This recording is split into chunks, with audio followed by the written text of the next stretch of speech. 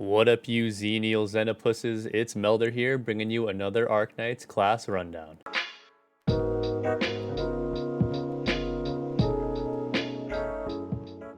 Today's class rundown is going to be all about medics. Now, as always, we're going to talk about medics as a whole. I'm going to break them up into subclasses, and then I'm going to talk about each medic operator and their pros and cons.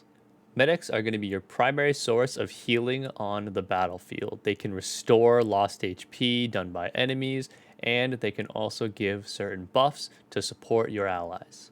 In one of the most recent updates to the game in the CN server, the devs have given us official subclass names for all of the characters in the game. Now, these haven't been officially translated to English yet, but these are basically what I'm going to be using from now on. Some of them are a little wordy, so I might bounce back between the community given ones and the official ones. So these are all subject to change as translations start rolling out for us. But if you see some weird names for subclasses, that's the reason why. Now, with medics, there are going to be 3 different subclasses as of right now. The first being the physician or single target healer. The second being the ring healer or AoE healer. And the third being Mender or wide range medic. Physicians are going to have the highest base attack out of all of the medic classes, meaning that they are going to heal the most per auto attack compared to the other subclasses. They also have a solid 3x4 tile range, which is the exact same as anti-air snipers. Some cons to the physician subclass is that they are single target only, meaning they're going to get overwhelmed by things like large AoE burst damage and also damage over time effects. Another thing is that they have a slightly higher deployment cost, so they're going to be a bit more expensive to put on the battlefield. Next up are the ring healers, and these are going to be your AoE medics, AoE standing for area of effect. So these healers can heal multiple allies at the same time. They tend to be a bit cheaper than every other medic subclass, so they're a little bit easier to deploy and field. And they do have a 3x4 tile range, but one of those rows is actually behind them. So they have 1 row behind and 3 rows in front, which can be really great for healing multiple lanes, although they do sacrifice a bit of that far-reaching range that physicians and menders have. Other than that, they're going to need multiple targets to heal at once to really take advantage of their traits.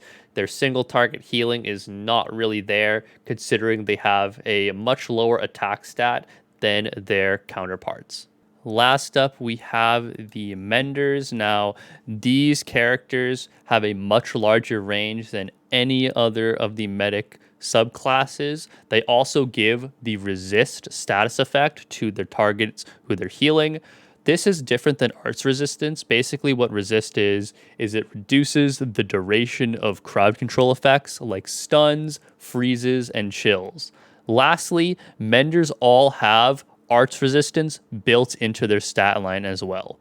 Cons with the Mender subclass is, although they have a much larger range, their attack is reduced when they're healing allies outside of their base range. Now, I'm going to pull a diagram up on screen right now, and the red blocks or boxes, those indicate where the Mender will have reduced attack for those tiles.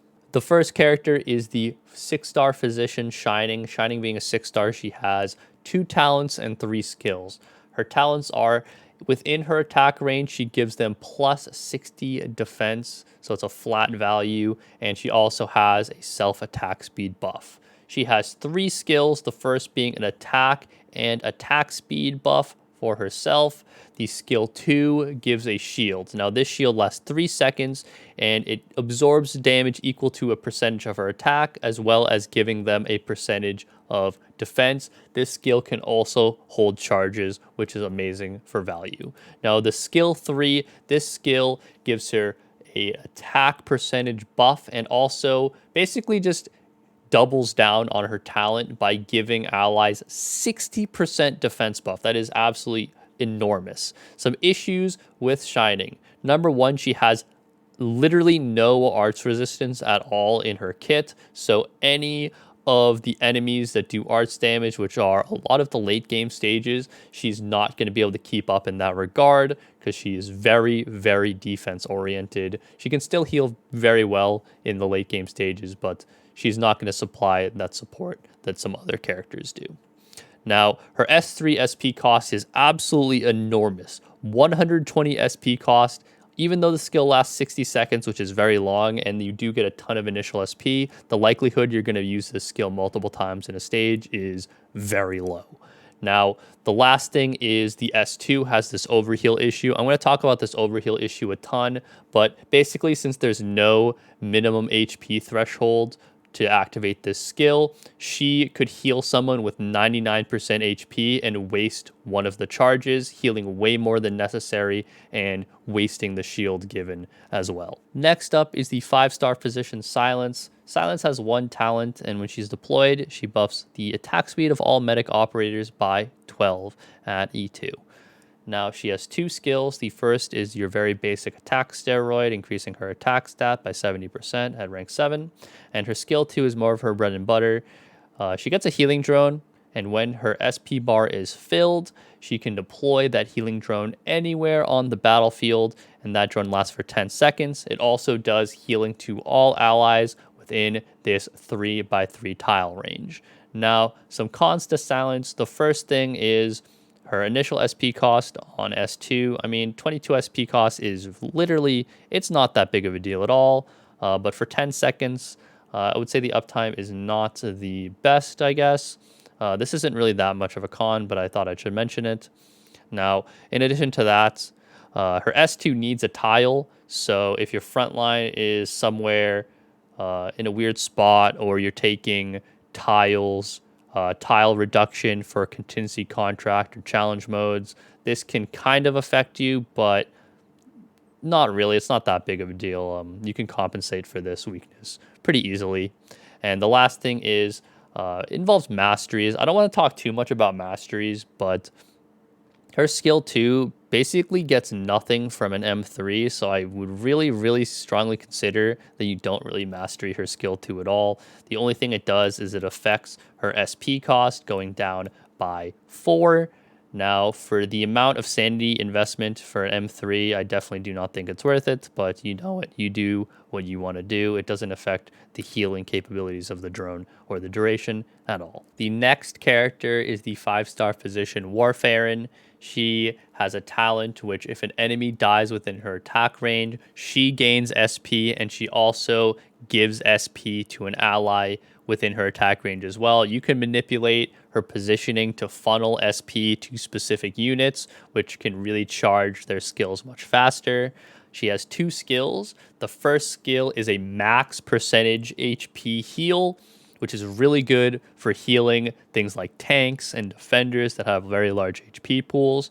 And this skill also has charges and a threshold mechanic. So the threshold mechanic means that if the ally that she's healing falls below a certain threshold, in this case 50%, she uses a charge on them, and that's where that max HP percent heal comes in. So she does not have that overheal issue that a lot of other medics have, because they need to fall under a certain amount of HP for her to activate her skill onto them. Now, her skill 2 is more of a buff or support skill. What this does is it targets a random ally within her attack range, and like her talent, you can manipulate this pretty easily to target the buff on specific characters. That target gains 60% attack but loses 3% max HP every second, and this buff lasts for 15 seconds. So it's not a lot of HP lost, and you get a ton of attack from that as well. Some issues with Warfarin. First of all, her S1 is going to be on-hit offensive recovery SP type, so the charge is going to be a little bit harder to get despite being only 4 SP cost. And also, her S2 SP cost is pretty high, being 60.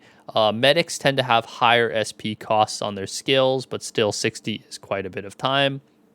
Lastly, the RNG for the target on skill 2 can be an issue, but like I said before, you can manipulate it. Lastly, the skill 2 does drain the target's HP, 3% max HP every second, which can add up and actually can kill your allies if they're put in a sketchy situation. Next up is the 5-star physician Tuye. I have no idea how to pronounce this name correctly, so forgive me if I'm pronouncing her name wrong, but Tuye is a welfare operator, meaning you get her for free with the contingency contract token. So if you want a solid 5-star medic, this is a good option for you free-to-play players out there.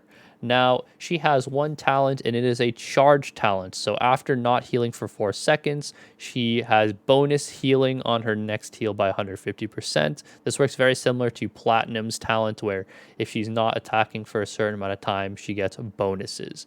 Now, she has 2 skills. The first skill, Aqua Loop, she immediately heals a target and grants them a shield for 4 seconds. This shield can absorb about 120% of Tuye's attack stat. So very similar to Shining's skill 2.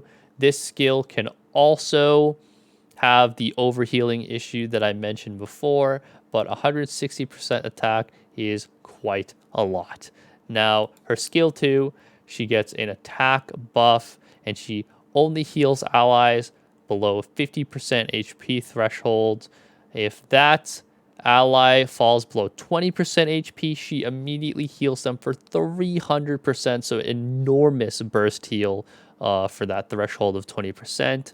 And this skill is an infinite duration skill, so she infinitely has plus 40% attack.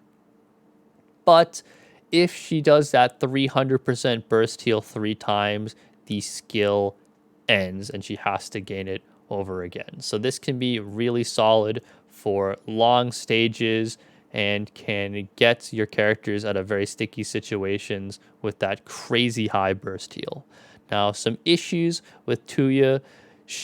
Her S1 has the overheal like I mentioned before. Her S2 can only be activated 3 times per skill. The S2 SP cost is 50, which is pretty high.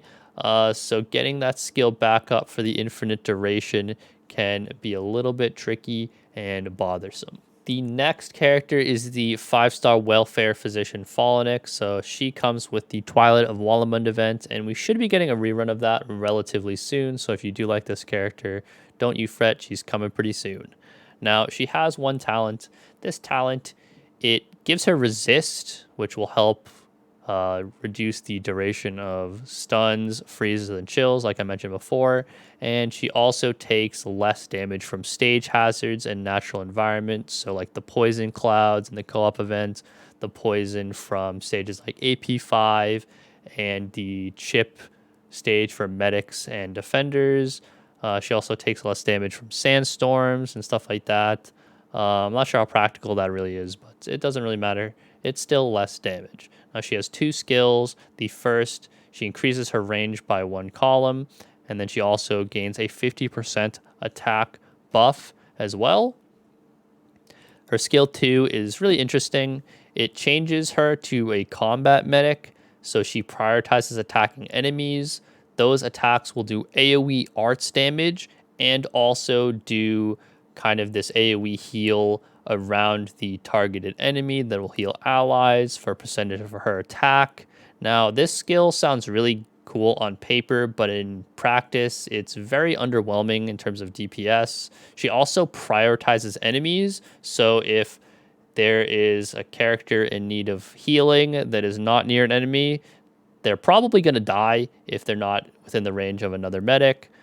So her attack priority is kind of weird. And I mean, like, overall, I think this character, you definitely want to use her S1 instead. S2 is kind of a cool skill, but S1 is actually really, I think, underrated. She gains really large range, and she also gains 50% attack for 40 seconds. And the SP cost is not bad at all. So this skill is going to have pretty solid uptime and do quite a bit of healing. The first of the 4-star physicians is going to be Gavial. Gavial's talent is a medic buff when she's deployed, and this buff lasts for 15 seconds, and it'll increase their attack and defense. She has 2 skills, and Gavial's skills focus more on healing over time or healing per second rather than burst healing or a large heal that the other medics focus on. So her skill 1 is a heal over time for 4 seconds. It can hold 2 charges and it does 26% of her attack every single one of those seconds. Her skill 2 is more AoE focused. Now it'll heal 21% every second for 7 seconds. If the targets fall under 50% healing threshold, then that 21% is now buffed up to 50%. So this can actually heal quite a bit, and it affects all allies within her attack range. So the standard single target or physician range. Some issues with Gavial. First of all, she has much lower attack than a lot of the other single target healers or physicians. So she's going to be healing a little bit less overall. That's why that 50% looks so high. In addition to that, her skills versus burst damage, she just really can't keep up with like high burst enemies. But she's really good at like damage over time effects because that healing over time counteracts that very nicely. And the last thing is her SP cost on skill 2 is 60. So for 7 seconds, you need 60 SP costs. It is definitely really high, and the uptime is not really that good, in my opinion. Next, we have another 4-star. This is Myrrh. Myrrh has a deployment-based talent. So when she's deployed, all allies on the battlefield gain 150% of Myrrh's attack as a heal. Now, she has 2 skills. The first skill is a charge skill. It will heal HP equal to 112% of her attack and also heal an additional target as well. So she's healing 2 for 112% of her attack. And her skill 2 is an attack buff and can also heal another target. So she's healing 2 as well. Some issues with Myrrh. First of all, her S1 definitely has that overheal issue. So there's no HP threshold. She could heal someone with 99% HP filled and waste one of those charges completely. And then also her talent timing is a little bit awkward. Usually you want to get your medics out there pretty early on because of target priority from enemies, but usually early game, your allies are not going to be missing a lot of HP. So most of the time you're going to be thinking, do I deploy her early and completely waste her talent, or do I deploy her late and maybe make use of her talent, but she might die really fast now and get targeted by ranged enemies. So it's kind of this weird, awkward interaction with her talent, but it's not that big of a deal. Now, her skill 2 also, like basically every medic, has quite a high SP cost. 55 SP cost for 25-second duration it's okay, but you have to wait basically a minute to get your next skill activation up. So that could definitely be better. The last of the 4-star physicians is going to be Sussoro. Sussoro, when she's in a squad with operators that are 10 or less DP cost, they are going to gain 20% more healing. This affects characters like low rarity operators, brawlers, and some vanguards, depending on how many potentials you have for them and how built they are. She has 2 skills. The first is your basic attack steroid by 50%, and her skill 2 is one of the strongest healing skills in the game. It's attack by 70% increase, or plus 70%, and her attack speed is plus 70 as well. So she's going to be healing a pretty crazy amount, even for a 4-star character. Now, some issues with Sussoro. Number 1, her skill 2 can only be used 2 times per battle. So if you're in a really long battle or you really need this skill, you might not be able to use it that many times. You can't even redeploy her and try again. It's just she doesn't have a skill for the rest of the battle. And then the second issue is her talent. There are not many characters in the game that are 10 or less DP cost. So even though 20% more healing is pretty crazy for a talent, this isn't really going to affect a lot of characters in the game, especially once you start E2ing characters, because their DP cost increases. The last of the physicians are going to be the 2 3-star characters, the first being Ansel. Ansel, he is a 3-star, so he's super easy to build. He's very free-to-play friendly. We do get him for free anyways, and he has a duo heal talent, 18% chance to heal an ally or additional ally, so he can heal 2 at once. He has 1 skill, and his skill increases his attack range by 2 columns and increases his attack stat by 40% for the duration. Some issues with Ansel. He does get outscaled because he's a 3-star, but he does actually get outscaled a little bit less than other 3-star characters, in my opinion. He's pretty solid, and the skill is pretty crazy. He also, he has an RNG-based talent, so 18% chance for duo heal, and 18% is... that's basically a 1 in 5 chance to do it. So it's okay, I would say. And then the second character is going to be Hibiscus. Hibiscus is another physician. She has a plus 8% attack talent. And at skill rank 7, she has a very basic attack steroid skill of 50% for 20 seconds. Hibiscus, she is easy to build. She is free to play friendly, but she definitely gets outscaled in the later content because you cannot E2 or mastery her, and her skill 1 initial SP is definitely a little bit lacking. You need to wait 30 seconds for the first skill activation period.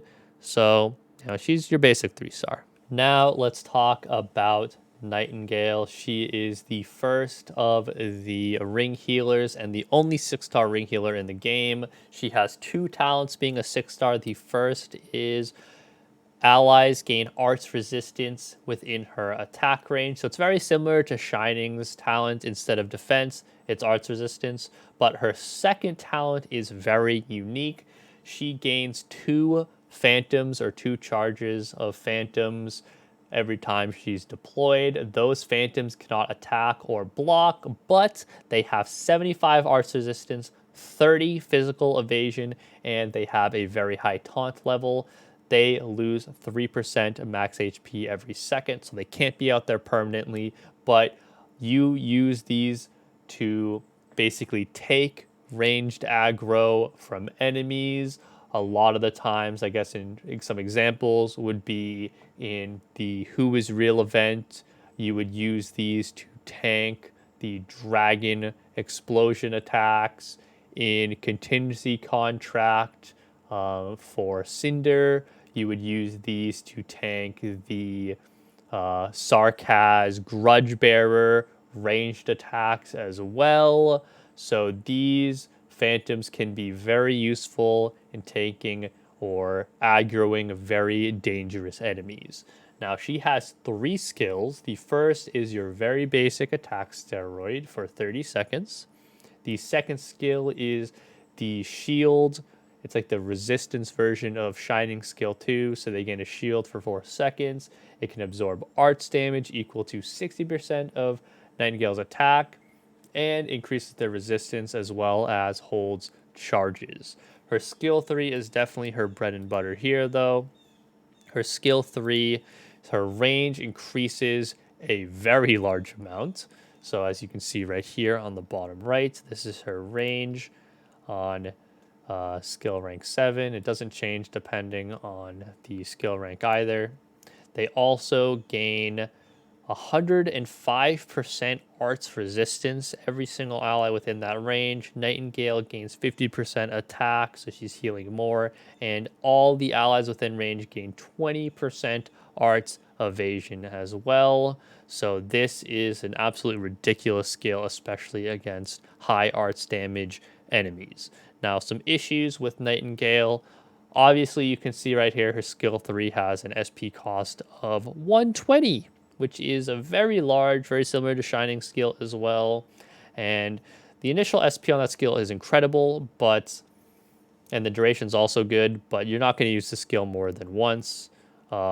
Most of the time for stages, I know JT83 are definitely going to want to use the skill, and you can get it off twice, but that stage is extremely long. Also, her S2 has the overheal issue that Shining's S2 has, that a lot of other medics have as well, because there's no minimum HP threshold for skill activation, so a lot of these charges are probably going to get wasted. The first of the 5-star ring healers is going to be Breeze. She is a welfare operator because you can buy her from the red certificate shop or the shop voucher shop for 600 red tickets, which definitely is a expensive amount, but you do get a 5-star for just sanity investment. So it's not a bad trade-off if you need a ring healer. Now, she has a talent that buffs both medics at E1 and medics plus supporters at E2 by giving them resist when her skill is active. She has 2 skills.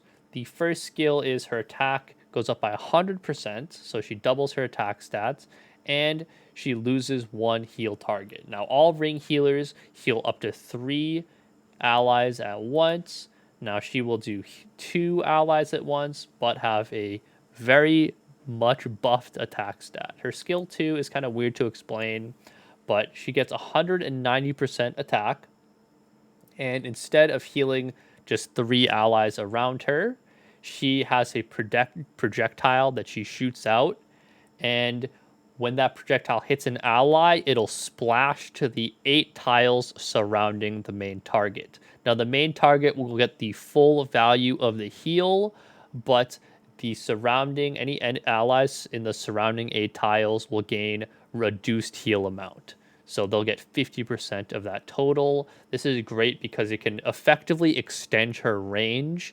by additional tiles if her main target is at the edge of her attack range. This can also heal more than 3 allies at once, so she can increase the total capability of her AoE healing as well. Some issues with Breeze. Her skill 1, I mean, she reduces her healing targets, but it is compensated pretty nicely by her attack stat increase. And her skill 2, it has a really high SP cost. 80 is super high, especially considering her initial SP on first skill activation is only 48. So unlike Nightingale, who only needs 10 despite the gargantuan SP cost, she has a large SP cost and she still has to wait like almost 40 seconds for her first skill activation. In addition to that, although her AoE capabilities are definitely increased by her skill 2, the AoE heal still gets a reduction when she splashes that attack onto her allies. The other 5-star ring healer is going to be Ptilopsis or Tea Applesauce, Pilltops, whatever you want to call her. She has 1 talent, and it is an SP battery talent. When she's deployed, all allies on the battlefield will have an increased SP recovery rate, so she buffs it by plus 0.3 SP per second, which is quite nice for charging skills. She has 2 skills. Her first one is your very basic attack steroid by 70%, and her skill 2 reduces her attack interval by 1.9 seconds. Basically, just increases her attack speed and also increases her range by 1 whole column. This skill is, despite it not sounding super impressive because it only reduces attack speed or increases attack speed, it's actually quite good. So this would definitely be her bread and butter out of the 2 skills, but you can still use skill 1 on occasion as well. Now, issues with Ptilopsis, basically her only issue is the fact that her SP cost on skill 2 is incredibly high. Initial SP isn't terrible, and also the duration is solid as well, but 100 SP is definitely very high. The last of the ring healers is the 4-star character, Perfumer. Perfumer's talent is she has a global passive heal on all allies, which is 5% of her attack every single second. Now, with Perfumer, she has 2 skills. The first is a basic attack steroid by 50%, and her skill 2 is an attack buff by 210% although it does reduce her attack speed by 50. Now, this skill synergizes very well with her passive because 5% of her buffed attack stat is going to be healing every second. So even though she is healing slower with her autos, she still is healing a much larger amount with her passive while her skill is activated. Issues with Perfumer. Her S2 SP cost is definitely on the higher side, being 60. Duration is 30 and initial SP is 20. So it's not terrible, but it's definitely SP 60 is quite high. And the S2 attack speed reduction is definitely pretty significant reduction, but like I said before, it does synergize well with her talent, and 210% is a very large amount, despite her not having the highest attack at base. Now let's talk about Menders. The first being the 5-star Mender, Ceylon. She is a welfare character, so you could get her during the Schwartz events, the Schwartz summer event. So if that event reruns again, then you'll be able to get her then. So real quickly, let's just talk about Menders once more. Their healing is reduced to 80% when healing a distant target. I'll bring up the diagram again to show what signifies a distant target, but I just want you to remember that when we're talking about these specific characters. Now, she has a talent that increases her attack by 5%, and if there are water tiles on the stage at all, that goes up to 18%. That sounds pretty good, but there aren't water tiles on any stages really besides the stages that she was premiered in originally, so she can't really make full use of her talent, which is a bit sad. Now, she has 2 skills. The first can hold charges, and the next heal on the target will heal equal to 170% of her attack, and she does not get it reduced by her trait at all, which is quite nice. Now, her skill 2 buffs her attack by 50%. She heals a second target, so she heals 2 total, becoming like a pseudo AoE or duo medic. She grants resist to all allies within her attack range, and Menders have quite a large attack range, so she's giving resist to a lot of different allies for the duration of the skill, which is 30 seconds. Now, some issues with Ceylon. First of all, S1 can overheal, so she can waste some of her charges depending on the amount of damage that your allies take, because there's no threshold mechanic. Her talent, like I said before, she can't really take advantage of it because of the water tiles, but attack plus 5 isn't terrible, I suppose. And her skill 2 SP cost is quite high, being 80 SP. Like, that is definitely a lot. A lot of people like to shit on this character because of the water tile thing, but to be quite honest, she's definitely not as bad as what people say. I am actually currently building her right now and putting her on my main squad, so don't let people memeing on a character completely dissuade you from using them. The next 5-star Mender is Whisperain. Whisperain's passive is all allied units within her range that are affected by the resist status effect gain HP equal to 6% of her attack every second, and this is unaffected by her trait as well, so distant targets will get the full effective heal. Characters like Blaze, who always have resist, will be constantly getting healed by her passively, which can be really nice for sustained synergies there. She has 2 skills. The first skill, Directing Diagnosis, will heal equal to 120% of her attack and heal 1 additional target. So she's healing 2 for a large amount and giving them resist for 4 seconds. Her skill 2 is an infinite duration skill. It reduces her attack interval by 20%, which increases her attack speed essentially, and increases her talent recovery effect to 170%. So she's going to be almost tripling the amount of healing that she passively does to resist affected allies. Attacks also give resist to targets for 3 seconds. So despite having a pretty high SP cost and 0 initial SP, this is an infinite skill that really increases her passive healing and her single target healing as well. Some other issues with Whisperain is her S1 is on hit offensive recovery. She needs to attack enemies to get SP, but the SP cost is low. Has a nice little compensation, I suppose. And her S1 can overheal as well because there's no HP threshold mechanic for her.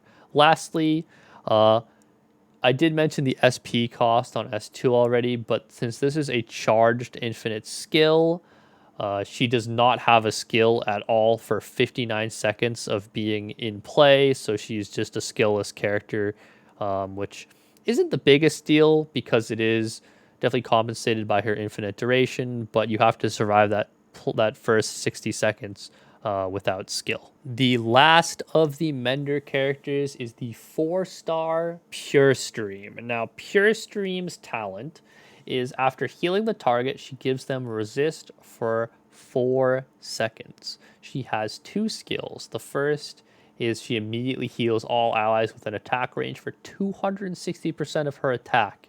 And her skill 2 is she greatly reduces attack interval, and every heals a wounded ally within her attack range for 40% of her attack. So her skill 1 is a really awesome burst heal within her attack range.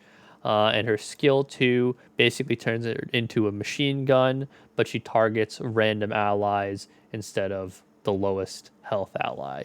Now, Purestream definitely comes with a couple issues. The first is the way to acquire her.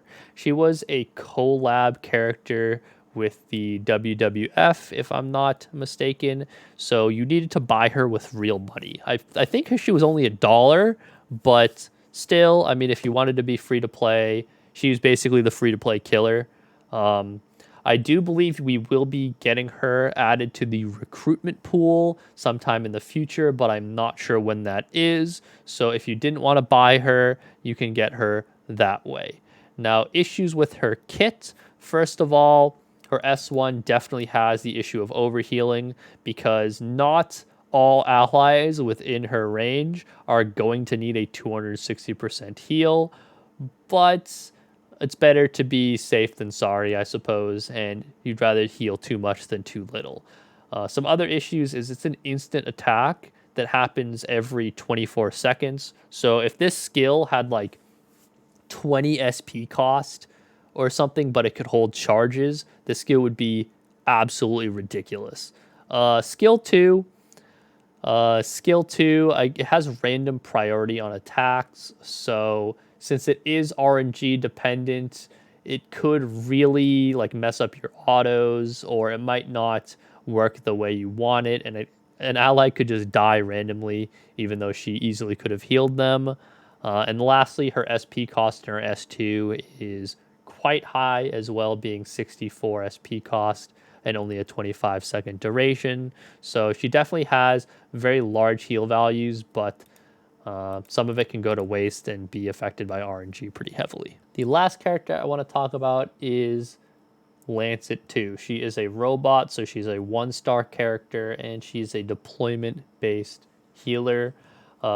She is heavily affected by her potentials because, I mean, at pot 1, she's only healing 200 HP to allies when deployed, and pot 6, she's healing 500. So 200 is not a lot for most characters. 500 is definitely a solid amount. Some pros, more pros to her. She is very easy to build being a robot, so you only need to get her to level 30, which I highly recommend you do for all your robots. She is very free-to-play friendly. We do get her for free, and she can be used at any time. She ignores deployment limit like all robots, so if you have a deployment limit on a stage of 6, she can still be used even if you have 6 operators out there. So she's really good for low deployment limit stages, particularly. And when she's deployed, she gets an instant heal out. Now, obviously, she's extremely outscaled and barely heals anything besides her deployment heal. So it's definitely a con for her.